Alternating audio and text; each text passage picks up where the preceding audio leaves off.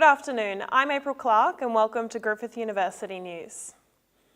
In the wake of the shocking public deaths of domestic violence victims Tara Brown and Karina Locke, calls for legal help have reached an all-time high. The Robina Community Legal Centre's doors are bursting open thanks to their free volunteer legal service.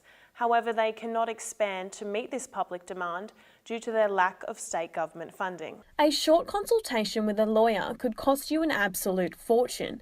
But here at the Robina Community Legal Centre, advice from local lawyers is completely free. 11 lawyers, 9 lawyers on desks on a variety of legal matters from family law, criminal law, civil litigation, employment law and a variety of other matters. This volunteer legal service is being overwhelmed by calls for help from Gold Coast domestic violence victims and is surviving on next to nothing after failing to gain state government funding. We regularly turn people away because either we have too many people and there's not enough time. We have to tell them to come back next week. The Attorney General Yvette Darth, in a letter to the centre, explained there's probably no need for more than one community legal centre in the city of Gold Coast.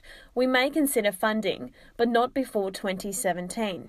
Why would one legal centre in a city this big that's having the Commonwealth Games year after next, why would one be enough? That makes no sense. Local councillors have come together to rally their support for the centre. The early intervention work of the Robina Community Legal Centre reduces all sorts of costs, including costs to society. They are absolutely deserving of more funding because I don't think there's any other service that delivers better bang for your buck. Before the Shadow Treasurer's visit, he was unaware of the scale of the centre's operations. They're looking for answers from a government that should be providing it. And that's what, as local members, we're all LNP members here on the Gold Coast, and so we're committing to try to find out those answers. Staying afloat by raising money through Bunnings barbecues, fundraisers, and even a donation envelope on the way in, the Robina Community Legal Centre is now calling for public support, asking for signatures for their petition addressed to the state government about their fight for funding. Because if we weren't there doing that, these 30 people that we see a night, every week, 1,500 people a year, wouldn't have anywhere to go. April Clarke, Griffith University News. Australian tourists have been a contributing factor to the increase in economic growth in Vietnam.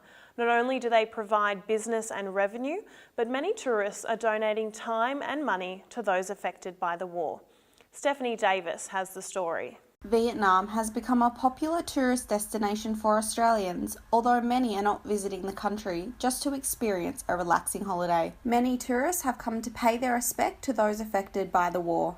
Sometimes they do a lot of charity things like they give money, they give food, and a lot of clothes, something like that for the children in the place that used to happen in the war. Whether Australians are travelling to Vietnam for a holiday or to see the remnants of the war, tourism numbers are increasing every year. I think maybe it's more than 50%. Sometimes during summertime it could be more than 60 or 70. Small businesses in Vietnam not only rely on the business that Australian tourists provide, they also love taking care of their customers. I want to take care of my customer and I'm in love with this job, and when my customer everything feel happy and I feel really happy with this job, and that's my favour. Economic growth has helped more than 30 million people out of poverty in Vietnam since the early 90s. The success of small businesses rely on the increasing number of Australian tourists. Many people come from different country, but I think the Australia people is very nice. Whether Australian tourists visit for the war remnants or simply for a holiday, Vietnamese businesses are grateful for the revenue that tourists bring. I'm Stephanie Davis, reporting for Griffith University News.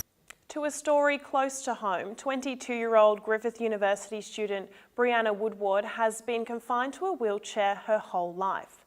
Despite her daily challenges, she's determined to study and work hard in hopes of one day becoming a music journalist. Jacob Chico reports. Brianna Woodward is an inspiration. The 22-year-old Griffith University student on the Gold Coast is completing a Bachelor of Journalism with the hope of being a music journalist in the future. I've always grown up around music, and because my dad, when he was younger, he was a singer. However, on the way to making her dreams a reality, she is faced with a major obstacle on a daily basis. I've been in a wheelchair since I was born. I have spina bifida, which is a neural tube defect affecting the spine. It affects the nerves in the spine. For over 30 years, Griffith University has had in place a disability program designed to support students with a disability. Griffith Disability Support Program is there to support all students who have disability. They report to us and we will look at what it is that they need during their studies. While opportunity is limited if confined to a wheelchair, studying at Griffith University is certainly not. There's a lot of outreach that encourages people to attend uni and say, yes, because you do have a disability, you can still come to university and you can still meet the inherent requirements of a program.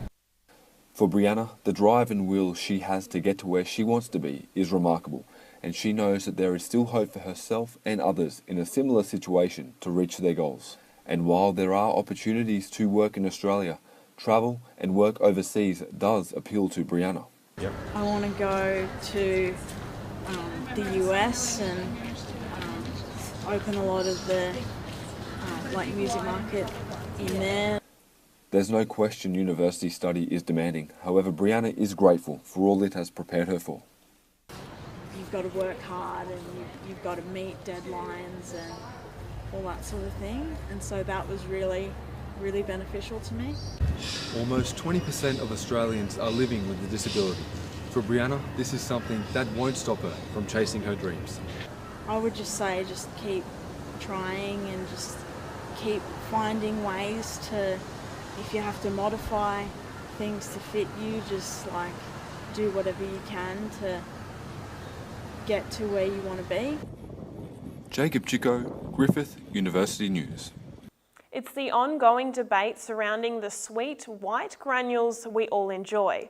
But is our country's sugar consumption getting out of control? Carly Madsen with this report. 99% fat-free yogurt, fruit juice and muesli bars. They are the foods that are branded as healthy alternatives, but instead are packed full of sugar. It doesn't taste any good when you take the fats out. So what they do then, of course, they add sugar, they add salt to make it taste better. Most of us are aware when we eat a bag of lollies it contains sugar. What we don't realise is foods marketed as healthier options could actually be just as bad. We don't realise how much added sugar we have in our diet because there can be added sugar in products that you don't really associate with being sweet, like tomato sauce. When we consume sugar, it gives us a dopamine hit, which is the hormone that makes you feel good, making us want to go back for more and more. The problem with it is it's highly addictive and it's in everything and we don't actually know how much we're consuming. That's the biggest problem with it. It's more that it's hidden. It's the hidden sugars, I think, that are an issue. It's everything in moderation. I suppose as long as people are getting out and exercising and stuff like that, a little bit here and there is fine. Recent ABS statistics have found that sugar consumption in Australia is at an all-time high, with people consuming more than double the amount of sugar recommended by the World Health Organization. Over half the sugar Australians consume is through added sugar, but Dr. Ball says our bodies do need sugar, just in the right form. Good quality sugar that we might find from whole grain products help with our digestion, help with our energy levels. Monica Colmsjoe says the best way to reduce added sugar in your diet is to only shop around the perimeter of the supermarket. Because as soon as you go into where all the processed food are, it's all got lots of sugar. Carly Madsen for Griffith University News. The content of the Safe Schools Coalition program has led to a controversial debate questioning whether the content of the LGBTI anti-bullying program is appropriate for primary and high school children. Queensland lobbyists have petitioned to the state government to present their opinions. Jade Madeley reports. The Safe Schools Coalition program, which is an anti-bullying program for the lesbian, gay, bisexual, transgender and intersex community, is dangerous for our children and promotes contested gender theories, according to Wendy Francis, the Queensland State Director of the Australian Christian Lobby. Ms Francis has developed an e-petition asking for an inquiry into the appropriateness of the Safe Schools content because she believes the anti-bullying program promotes disputed gender theories and radical sex education. The gender theories that are promoted in this sort of gender transitioning is definitely contested. Ms Francis says the content is age inappropriate, even for high school students. I don't believe that any child should be bullied, but neither do I believe that age inappropriate materials should be going into our schools. Human rights lawyer and associate professor Susan Harris-Rimmer was one of 650 Australian health professionals and university academics to sign an open letter demonstrating support for the Safe Schools Coalition program. It's the credentials of the people who've developed it are excellent. The content to me seemed extremely reasonable. Professor Susan Harris-Rimmer says it is important to trust in the qualifications of the people who built the program. The program was evidence-based, and I believe in evidence-based policy. Regarding the radical sex education claims against the anti-bullying program, Professor Susan Harris-Rimmer disagreed. I think what is radical is espousing what is basically a religious-based objection to something that is in a secular school environment. Brisbane Pride Committee member and restaurant owner Michael O'Brien is responsible for the opposing petition against Wendy Francis. He believes mainstream sex education isn't effective enough for students to understand their LGBTI peers. They don't actually treat them like real people, and then you put them at risk of being otherized by their peers. So the program is vital because it is educating young people to understand those people around them. Mr O'Brien said he is disappointed that cuts to the anti-bullying program have already been made by the government.